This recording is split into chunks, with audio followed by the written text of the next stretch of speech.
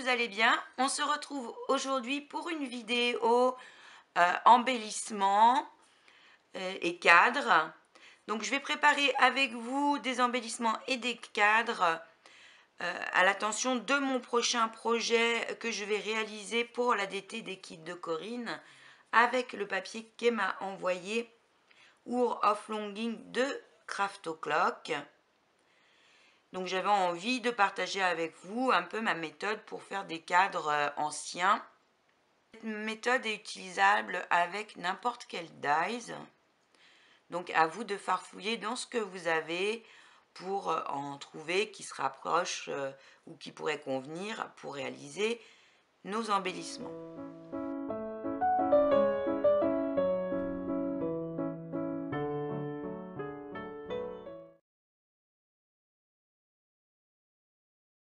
Il vous faudra des découpes de votre choix.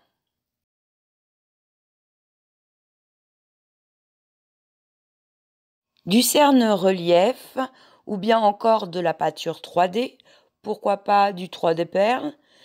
Ici, je vais utiliser de la pâte de structure que j'ai mis dans un ancien flacon de perles 3D de chez Action pour pouvoir la manier plus facilement. Vous allez reprendre tous les mouvements de votre découpe avec de la pâte de texture. Si votre découpe n'a pas de mouvement, vous pouvez tout à fait créer vous-même des arabesques en pâte.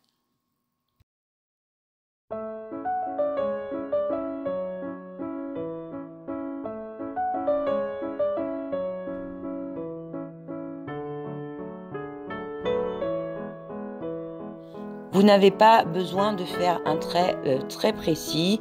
Il peut avoir des interruptions pour donner cet effet vieilli et un peu abîmé par le temps.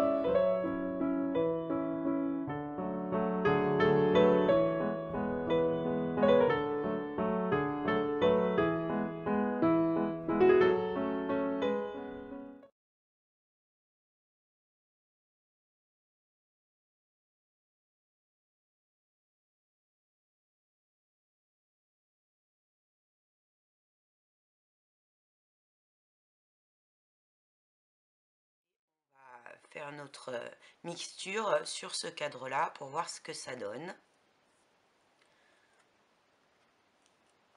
Donc je vais commencer par passer une couche de pâte à craqueler sur tout mon cadre. Alors j'y vais au doigt. S'il y a des endroits où on voit encore le fond, ça n'a pas d'importance.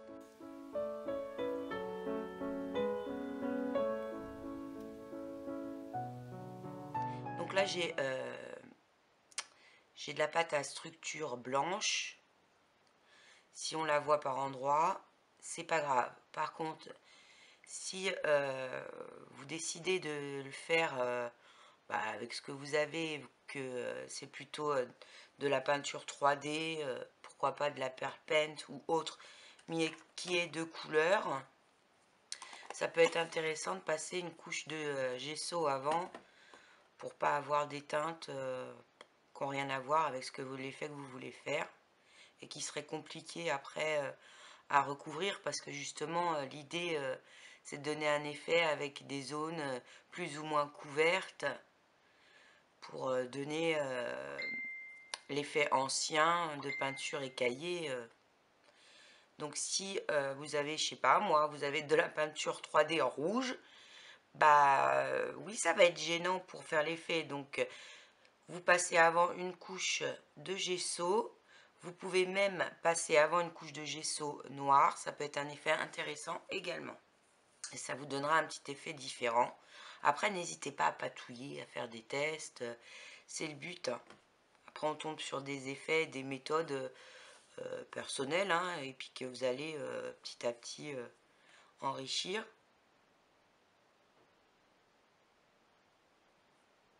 Donc, on laisse un peu sécher.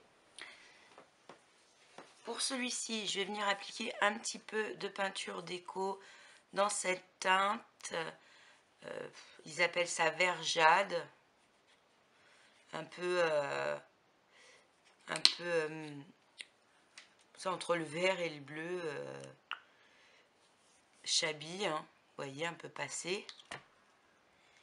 Je vais venir appliquer un peu de cette teinte sur mon cadre, juste sur des petites zones.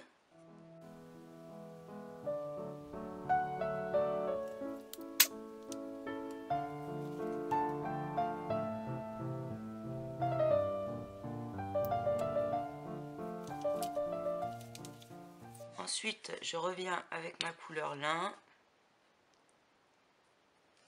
Et pareil, je vais venir tapoter.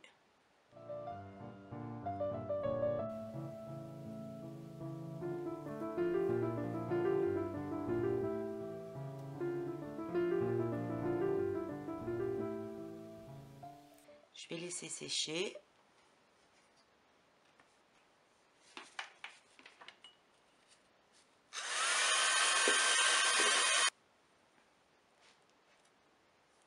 Une fois sec, je vais revenir avec ma pâte à craqueler.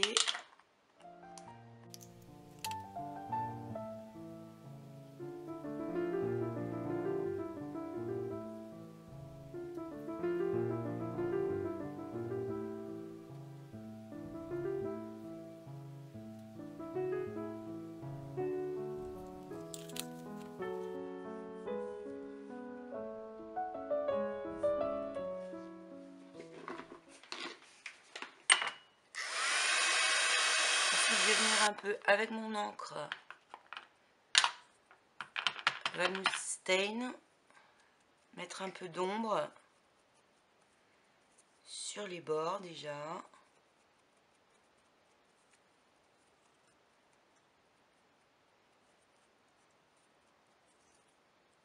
Sur l'intérieur.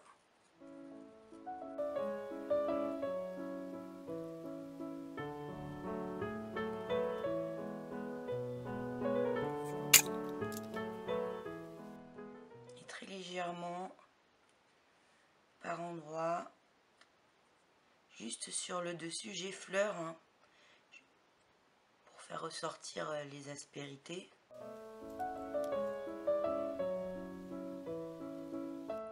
On va laisser le temps à la pâte de craqueler.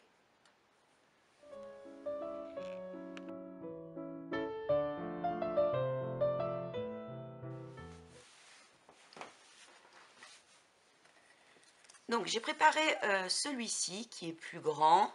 Donc j'ai utilisé ce dies. Je suis venue le coller sur une carte en craft. Et j'ai découpé l'intérieur pour créer mon cadre rectangulaire. Ensuite, je suis venue comme précédemment appliquer de la pâte de texture sur les découpes. Je vais maintenant appliquer mes peintures.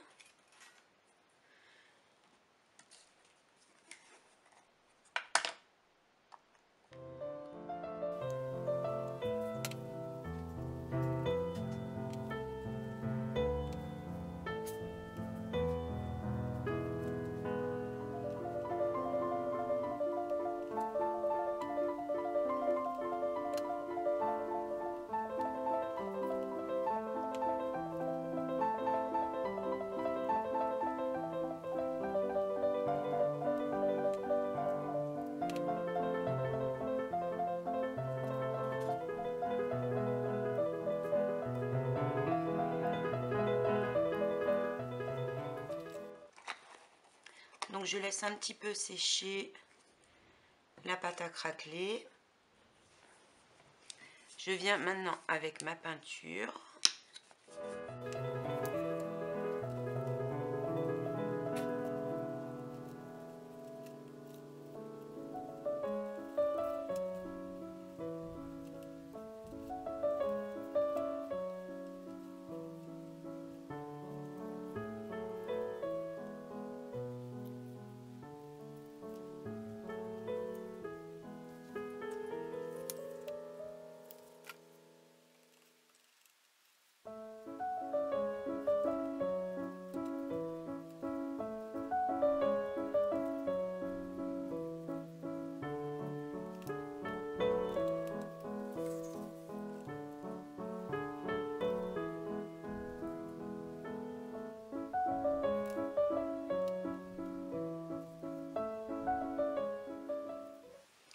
Une fois sec, je vais venir réappliquer de la pâte à craqueler Gold, mais vraiment légèrement à certains endroits.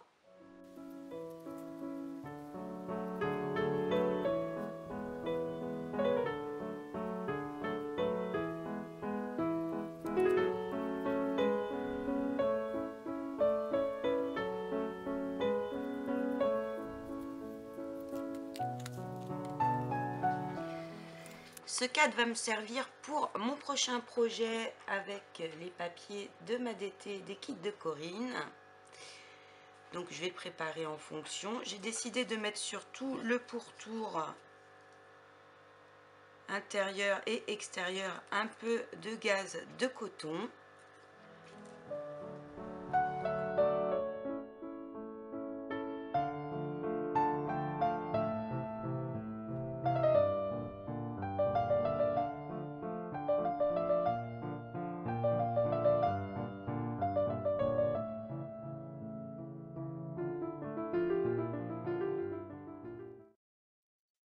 J'ai préparé une carte de la grandeur de mon cadre, un morceau de papier motif de la collection War of Longing que je vais utiliser donc dans le prochain tuto. Je vais venir le coller sur la carte comme ceci. J'ai préparé également un embellissement. Donc j'ai superposé deux embellissements de chez Action, une clé et un papillon que j'ai collé à la scotch, et j'ai appliqué dessus de la pâte de texture à craqueler et ma peinture exactement comme pour le cadre. J'ai rajouté un petit morceau de ficelle sur lequel j'ai mis un petit peu de peinture également. Et je vais venir la coller sous le cadre. J'ai découpé également une étiquette de la collection et j'ai passé dessus un peu de vernis acrylique mat. Là, j'attends qu'elle sèche bien. Ensuite, je mettrai un peu de gaze de coton dessous et je la collerai sur mon cadre.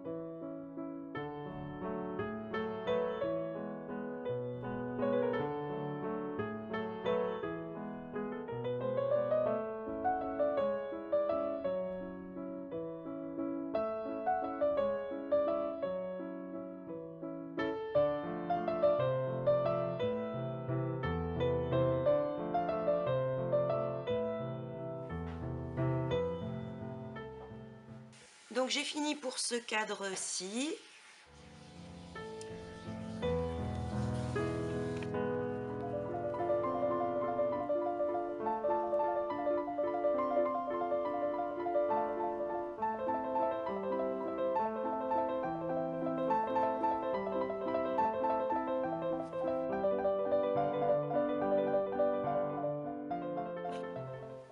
Je vais maintenant vous montrer comment réaliser un embellissement comme je l'ai fait ici.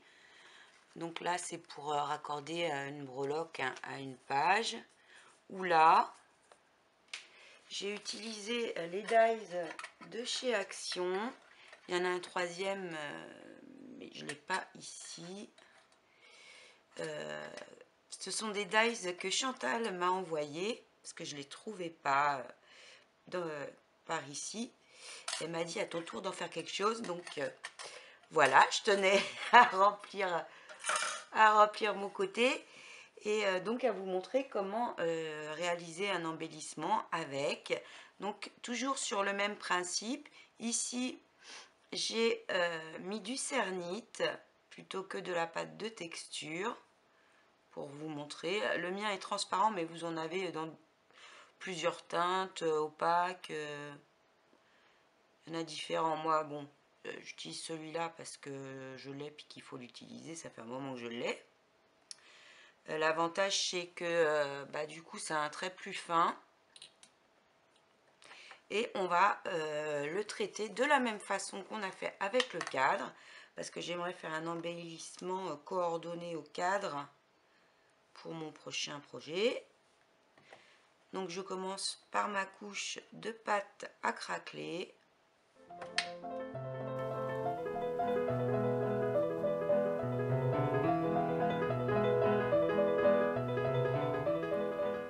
Ensuite, on laisse un peu sécher et puis je vais passer, comme précédemment, à la peinture.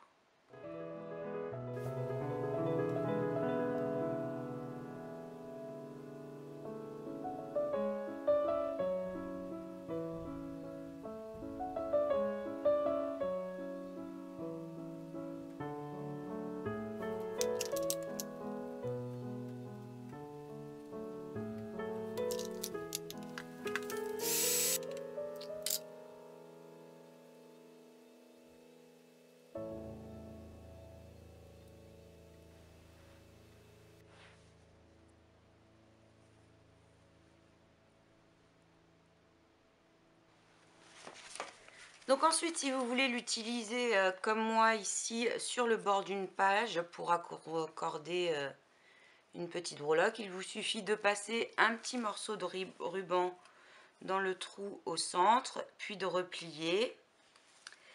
Vous pouvez l'utiliser également plié dans le sens horizontal pour faire comme une pince sur le bord d'un carnet ou pourquoi pas d'un rabat.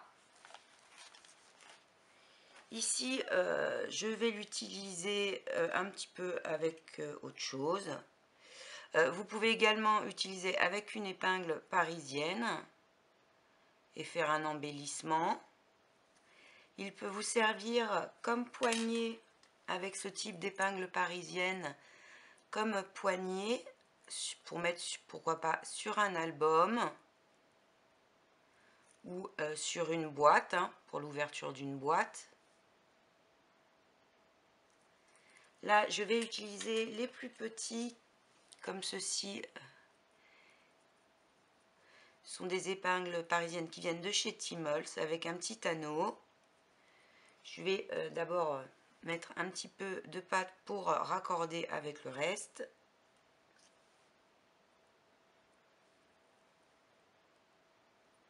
Donc vous appliquez de la même façon vos pâtes et votre peinture.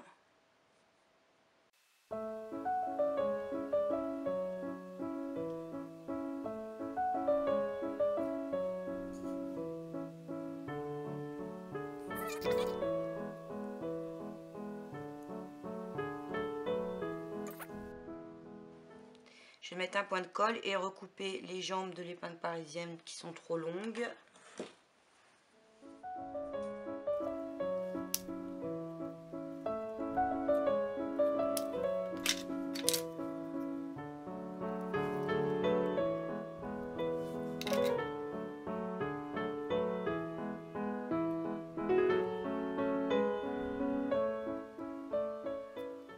Et elle va me servir pour la tranche de mon prochain projet, comme ceci, pour accorder une breloque.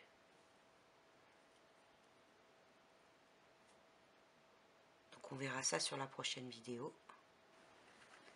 Donc pour l'instant on a préparé ceci.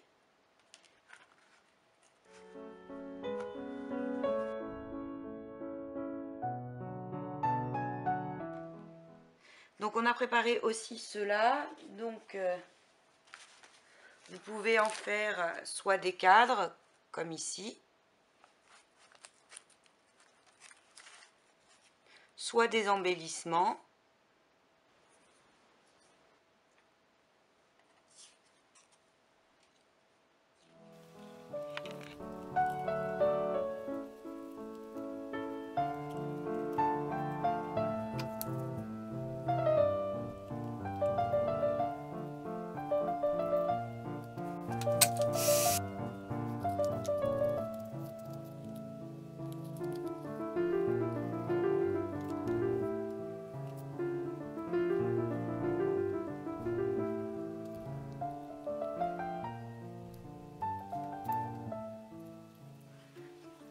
Donc j'ai collé mon cadre sur la découpe correspondante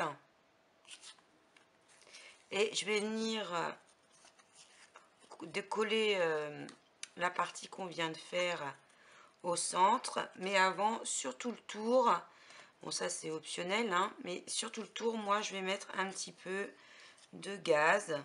Alors c'est de la gaze de coton, mais vous pouvez utiliser de la gaze que vous trouvez en pharmacie.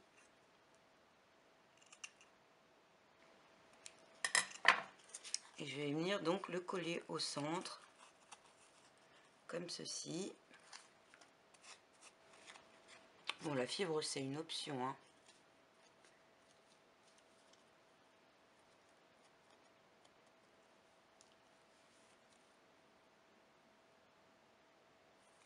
Donc ça vous donne ce type d'embellissement. Là, j'ai mis plus de fibres encore. Et ce que j'avais fait, c'est que sur l'embossage, j'avais passé un fil de cernite avant pour faire encore plus ressortir le centre.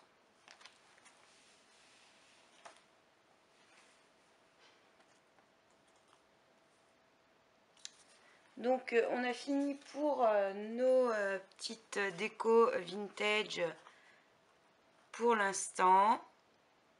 On se retrouve rapidement sur le prochain tuto. Je vous fais à toutes des gros bisous. J'espère que ça vous a plu. À bientôt!